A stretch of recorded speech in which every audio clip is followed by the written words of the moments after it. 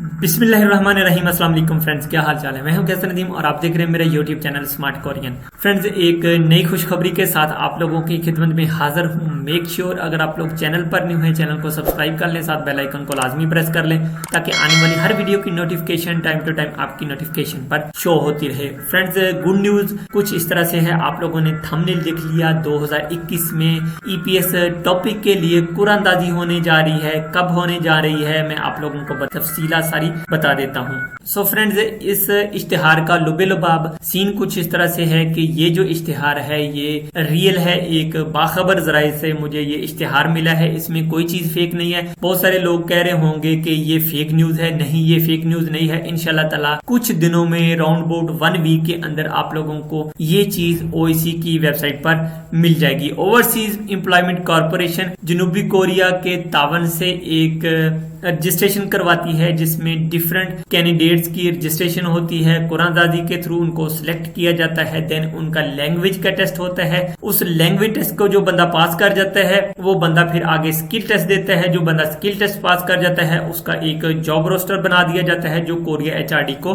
Forward कर दिया जाता है। वहां से एचआरडी से कोई कंपनी आप लोगों को सिलेक्ट करती है, आप लोगों को एक एग्रीमेंट ओवरसीज एम्प्लॉयमेंट कॉर्पोरेशन में भेजती है। उस एग्रीमेंट को आप लोग साइन करते हैं। देन आपका सीसीवी इजरा हो जाता है। फिर आप लोग कोरिया चले जाते हैं, वहां पे जाकर आप लोग जॉब करते हैं। तो ये एम्प्लॉयमेंट सिस्टम कुछ इस तरह से वर्क करता है। इस क्राइटेरिया को पूरा करने के लिए, इसकी रजिस्ट्रेशन के लिए आप लोगों को क्या क्या चीजें चाहिए।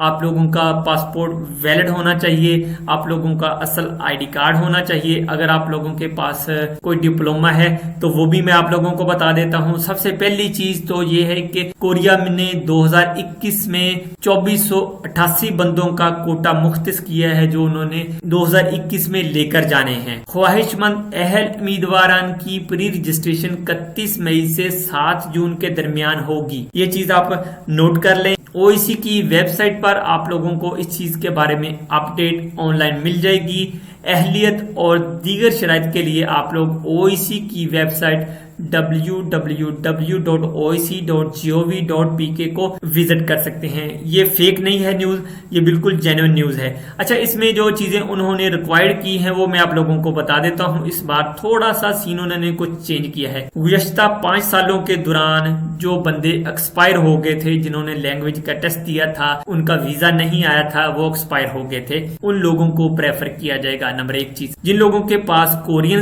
जबान की तरबियत है या कोरियन जबान के हवाले से कोई सर्टिफिकेट है, या जिन लोगों के पास कोई वोकेशनल इंस्टीट्यूट से कोई टेक्निकल, मैकेनिकल, मैन्युफैक्चरिंग के हवाले से, वुड के हवाले से कोई सनद है, उन लोगों को तरजीह दी जाएगी। आप लोगों को क्लियर हो गया। ये सारी चीजें आप लोग बेशक नोट कर लें। इंशाल्लाह ताला आप लोगों को 31 मई से 7 जून के दरमियान अपडेट ओवरसी की वेबसाइट पर जरूर मिल जाएगी।